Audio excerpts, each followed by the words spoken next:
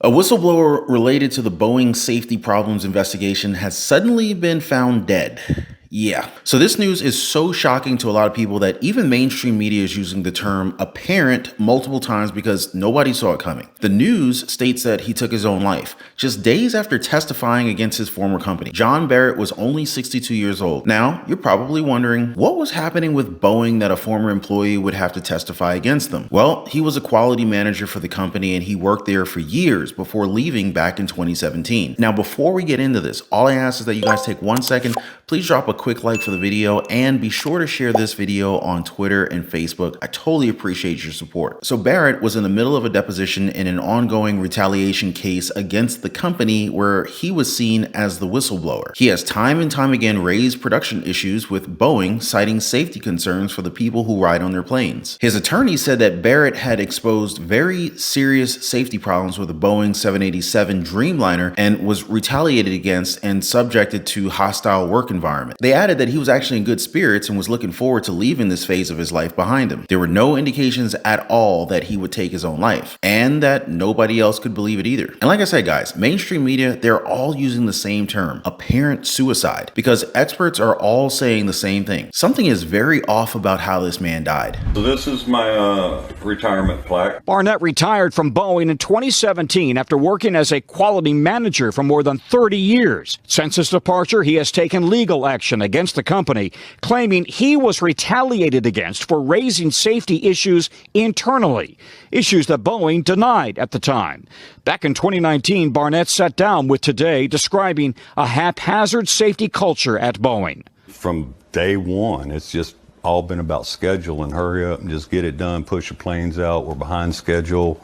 You know, we don't have time to worry about issues that y'all bring up. In 2017, the FAA released a review upholding many of Barnett's concerns. With regards to his sudden death, the company released a statement writing, "We are saddened by Mr. Barnett's passing, and our thoughts are with his family and friends." So the report shows that Barrett still had his right pointer finger on the trigger. This means that the gun never left his hand. There was also a white piece of paper laying in plain view of the passenger seat. Now, it's yet to be revealed if anything was written on it, although many speculate that it could have been his final note. The investigation is being led by the Charleston Police Department, but they can't really comment on everything that happened just yet because Barrett's attorneys are asking the police to investigate this fully because they want the truth to be revealed to the public. The very same truth that Barrett was trying to divulge to the world before his untimely death. But what was going on with this Boeing 787 Dreamliner and the company itself? In the suit against the company, it's alleged that under pressure workers were purposely fitting substandard parts to Boeing 787s and that the company was said to have swept defects under the rug to save some money. The Federal Aviation Administration has revealed that Boeing failed 33 out of 89 audits during an exam of its 737 MAX production. Now, this is a very high number for a plane to fail. Early this year, even went on TMZ to talk about a technical failure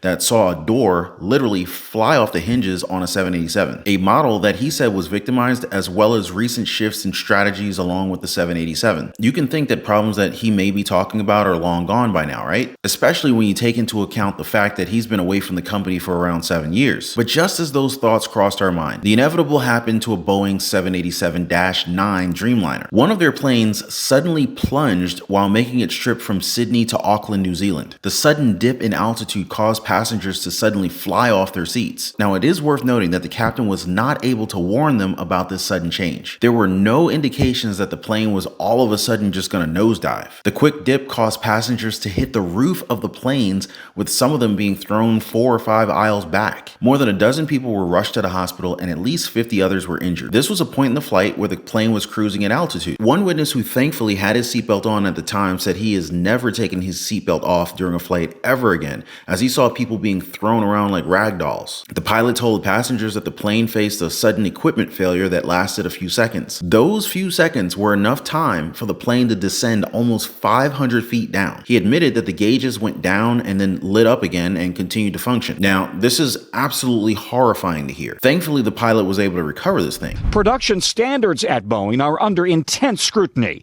following a series of troubling incidents involving Boeing planes. The latest on Monday when a 787 from the South American airline LATAM apparently dropped abruptly mid-flight from Sydney to Auckland, injuring at least 50 passengers and crew members.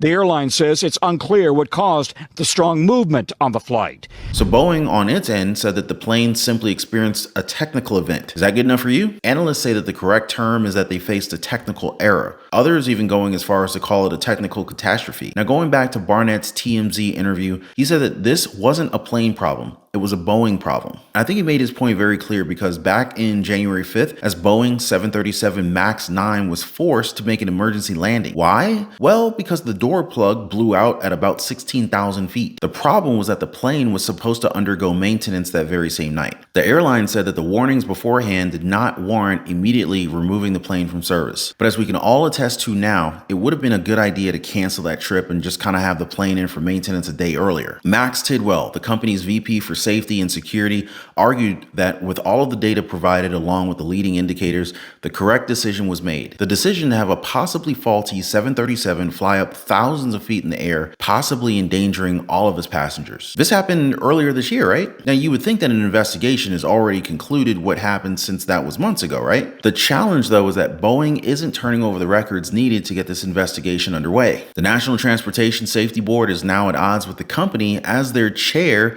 Jennifer Homendy, has said that Boeing refuses to identify employees who work on door panels on Boeing 737s. Investors are keen to interview them to confirm just how they work. She also stated that the company failed to provide documentation about a repair job that included removing and reinstalling the panel on the Boeing 737 MAX 9 that suffered the blowout. That, and she feared that Boeing wasn't keeping very good records at all. Boeing on its end said that they've already provided the names to NTSB, adding that they've previously shared the necessary information with investigators. Homendy answered back and said that she stands behind her testimony. Now at this point, one of them's obviously lying. The Boeing 737 Dreamliner is their flagship plane, which is obvious why they would want to go to great lengths to keep it in high esteem. However, that's actually going to become a much bigger challenge if new problems keep coming up. Problems that hurt passengers who just want to get from point A to point B. This is further damned by an exclusive documentary that Al Jazeera did on the 787s back in 2014. In it, even people who worked on these planes said that they would never get on them for a flight. One worker even said that with all the problems of the 787, 90% of them are actually being swept away. This lines up perfectly with what John Barnett has said